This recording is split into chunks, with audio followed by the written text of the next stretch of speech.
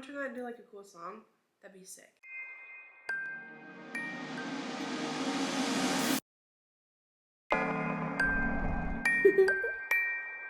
Yo, what's up, dudes? It's spooky season, and I'm Spooky Boo, so we're gonna do spooky things.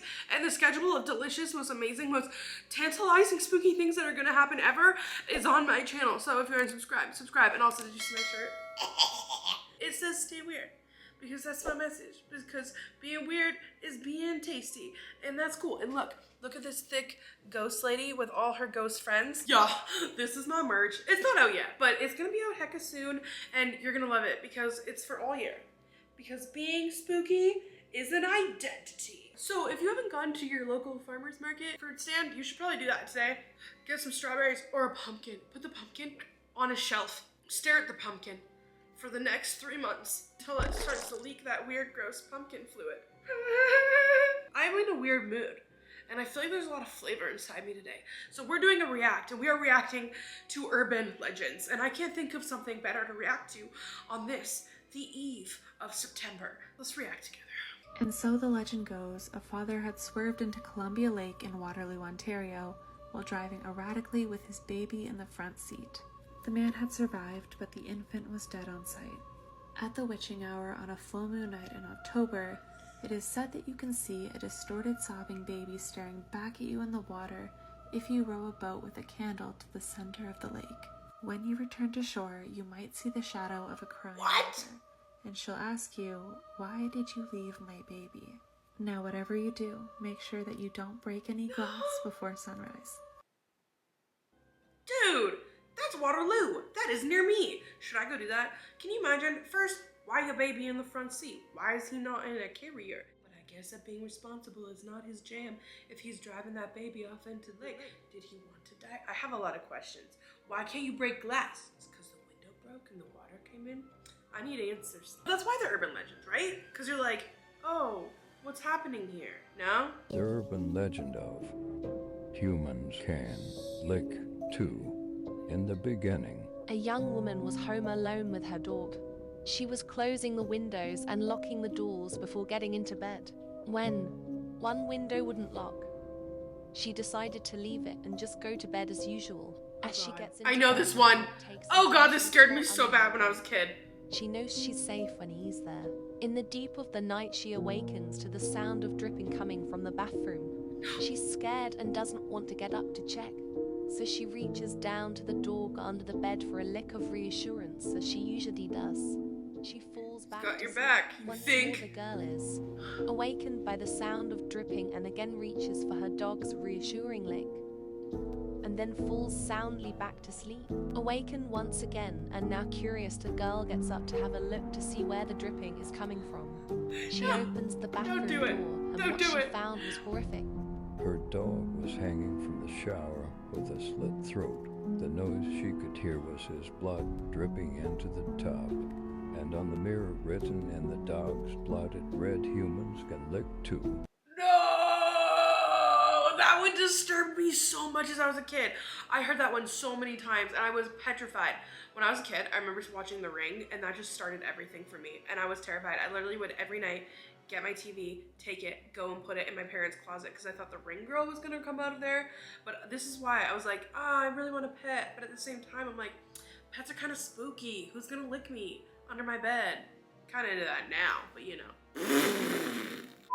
Have you done the black-eyed children? No, but technically yes, because I'm doing it right now. There you go. If you see children that have black eyes, don't look at them, look away. Don't talk Don't to let them. them in. Do whatever you can to stay as far away from them as you possibly can. The black-eyed children is a terrifying urban legend about an evil being that takes on the appearance of children. It's said that the most common types of encounters with black-eyed children are at night when it's dark outside. They might come to your front door, knocking on it, begging to be let in. They might say that they're lost and that they need to come in, or ask if you have a phone that they can use and can they please come in. When you tell the black-eyed children that no, they can't come in, they'll get extremely aggravated. They'll start saying, no, I need to come in. I really, really need to come in.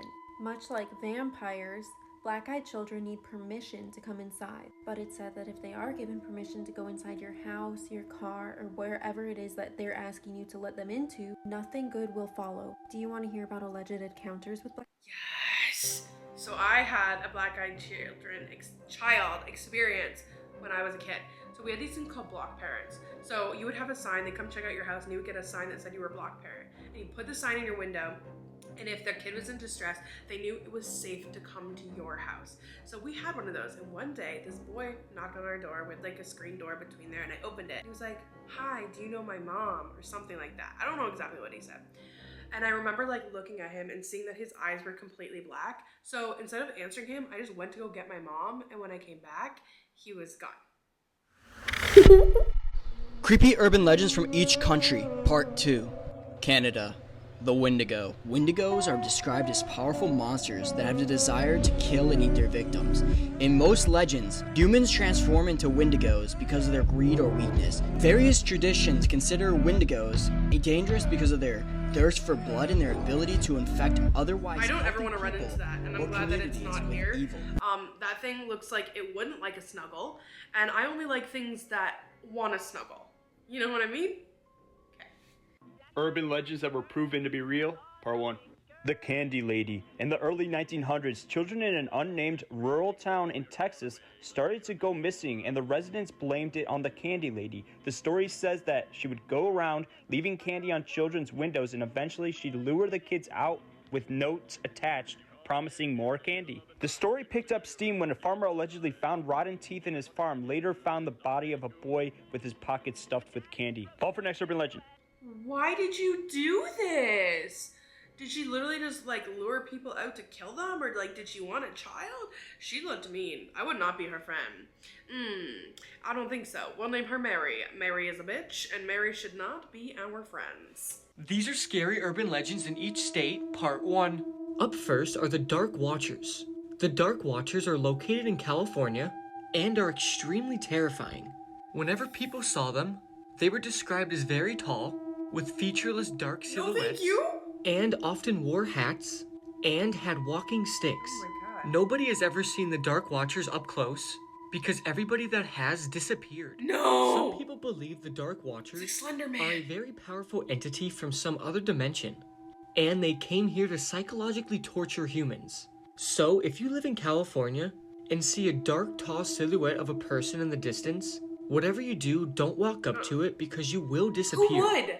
If you saw a dark, creepy silhouette among the forest, would you walk up and be like, "Yo, bro, you look sus, what you doing here?" No, you would turn around and you would go the other way and you'd be like, "No thanks, I would like to live today, and I would like to see my mommy tomorrow, because my mom's really cool, she's my best friend." In the 90s, there was a rumor going around the elementary schools of Chicago, Illinois.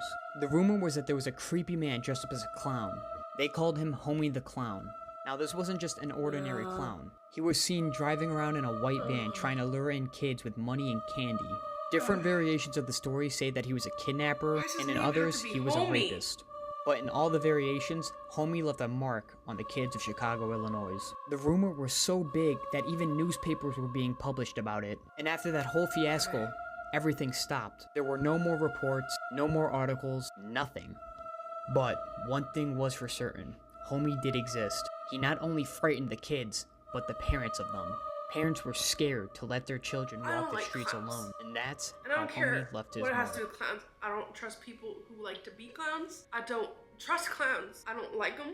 Do I like to dress up as them? Yeah, and maybe it's because I know my intentions. When I'm being a clown, I'm not trying to be cute. I'm not trying to be sweet. I'm trying to be scary, okay?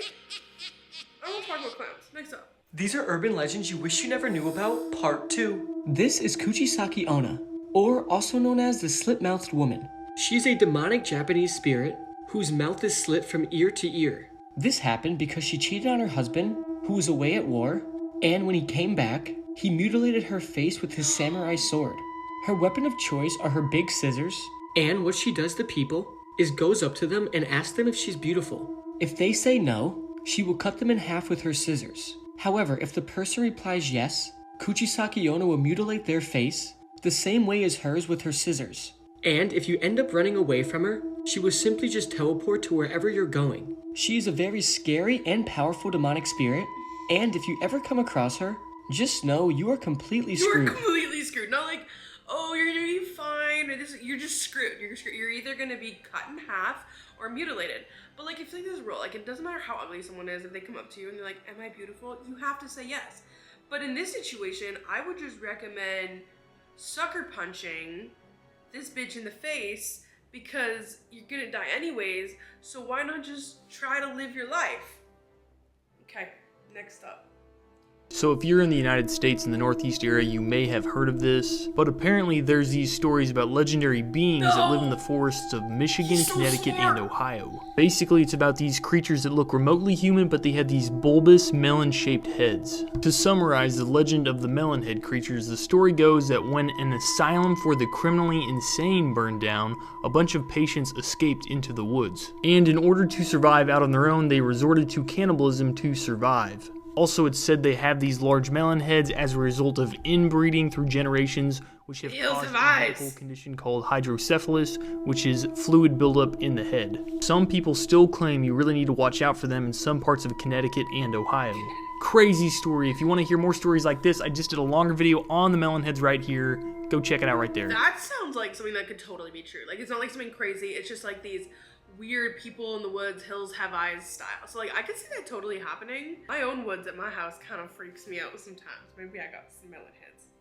Next up. Disturbing Japanese urban legend iceberg. This picture contains a list of urban legends from the least disturbing to the most. As always, view at your own risk. Today we're going to be taking a look at tier 1. Here is the original pronunciation, and here is the story behind it. Teke Teke is the ghost of a schoolgirl who's also known as Kashima Reiko. Kashima was walking by and accidentally fell into a railway, and she was cut in half from an oncoming train. She is an onryo, which translates to vengeful spirit, and she lurks in the dark at train stations. Since she no longer has her lower body, she travels on her hands and elbows and makes a terrifying screech. If she sees you, she will chase you down and cut you in half just like her. The only way to get her to stop chasing you is if you tell her where her legs are. And according to legend, the moment you hear this story, you have exactly 1 month until she comes to find you. So no pressure, and make sure to like and follow for more videos. Can you imagine? You're like, "Where's my legs?" And I'd be like, "I don't know." And she'd be like, "You have 31 days to find me legs."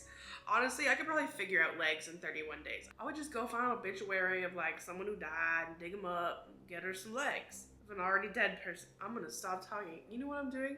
I'm putting myself in a hole, in an area for you to tell me that there's something severely wrong with me. I already know! The disturbing Japanese legend iceberg. This picture contains a list of urban legends from the least disturbing to the most. Today we're going to be talking about, or better known as, the Answer Man. This is a newer urban legend that honestly you could try at home if you're brave enough. Maybe. It starts with 10 people sitting in a circle, and each person calls the individual to their left. Everybody presses call at the same time, so naturally some people's calls don't go through, but that's when the Answer Man picks up. The Answer Man picks up the phone on the other line, and you are able to ask one question and he has to give you the right answer. And this question could literally be anything you can think of. After you ask your question, the Answer Man then will ask one of his own. And here's the thing, if you get his question wrong, a hand is supposed to come through the screen and rip a limb off your body. So tag 9 other people who are down to play this game with you, because I for sure will not play this one. Make sure to like and follow for more videos. So we got this broski, right? And this broski's like, "You guys can play this one at home if you want. Call the Answer Man. If you get it wrong, an arm is gonna reach out of your phone and rip off a limb." So you kinda wanna do it?